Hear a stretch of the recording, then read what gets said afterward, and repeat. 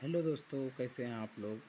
चलिए आज त्रिभुज से रिलेटेड जानने का प्रयास करते हैं।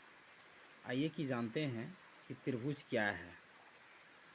आप लोग दोस्तों इस प्रकार का चित्र कई बार देखे होंगे।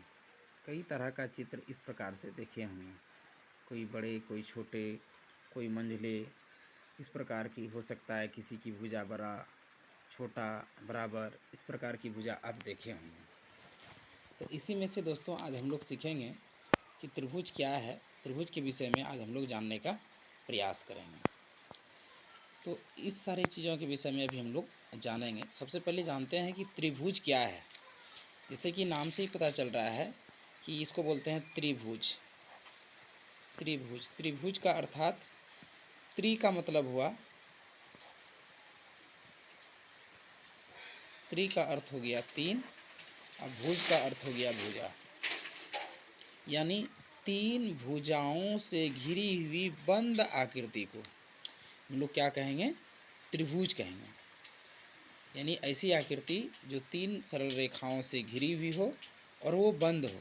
ध्यान दीजिएगा दोस्तों, जो हम परिभाषा बता रहे हैं इसमें क्या बोल रहे हैं कि सरल रेखा से घिरी होनी चाहिए और वो बंद होनी चाहिए। तो त्रिभुज का सटीक परिभाषा क्या हो गया कि तीन सरल रेखाओं से घिरी ऐसी आकृति जो बंद हो वो क्या कहलाएगा, त्रिभुज कहलाएगा। त्रिभुज का आइए दोस्तों हम लोग प्रकार के विषय में जानने का प्रयास करते हैं।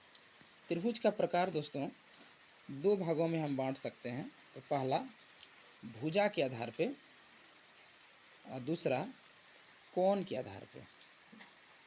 भुजा के आधार पे क्या बोल सकते हैं दोस्तों, त्रिभुज को हम लोग इसको भी तीन वर्गों में वर्गीकृत कर सकते हैं। तो पहला बोलेंगे समबाहु त्रिभुज। क्या दोस्तों, समबाहु।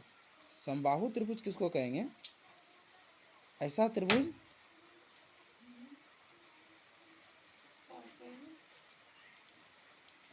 जिसको तीनों भुजा आपस में क्या हो, बराबर हो, उसको क्या कहेंगे, समबाहु। समबाहु त्रिभुज का एक चित्र बनाते हैं दोस्तों। ये तीनों भुजा आपस में क्या है, बराबर है।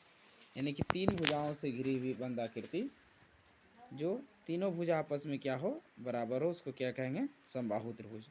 दूसरा है दोस्तों विषम बाहु त्रिभुज। विषम बाहु त्रिभुज क्या है, ऐसा त्रिभुज जिसकी एक भी भुजा आपस में बराबर नहीं हो। कोई छोटा होगा, कोई बड़ा होगा, इस प्रकार से छोटा बड़ा भी हो सकता है। तो इस प्रकार से अन्य आकृति हो सकती हैं। और तीसरा होता है दोस्तों समद्विबाहु त्रिभुज।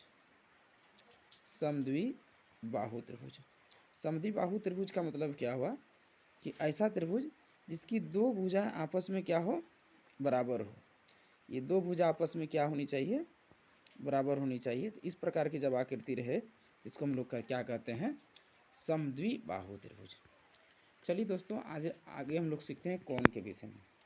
कोण पर आए त्रिभुज के विषय में यदि हम बात करेंगे तो आप लोग पहले जानते होंगे कि समकोण, न्यून कोण, अधिक कोण के विषय में आप लोग जानते होंगे। तो समकोण किसको कहते हैं, जिस कोण की मान 0 डिग्री से बड़ा और 90 डिग्री से क्या होनी चाहिए, वो छोटा होना चाहिए। 90 डिग्री से क्या होना चाहिए, ये छोटा होना चाहिए। तो इस प्रकार का जब मान रहेगा तो इसको हम लोग क्या बोलेंगे, न्यून कोण त्रिभुज। क्या बोलेंगे, न्यून कोण त्रिभुज।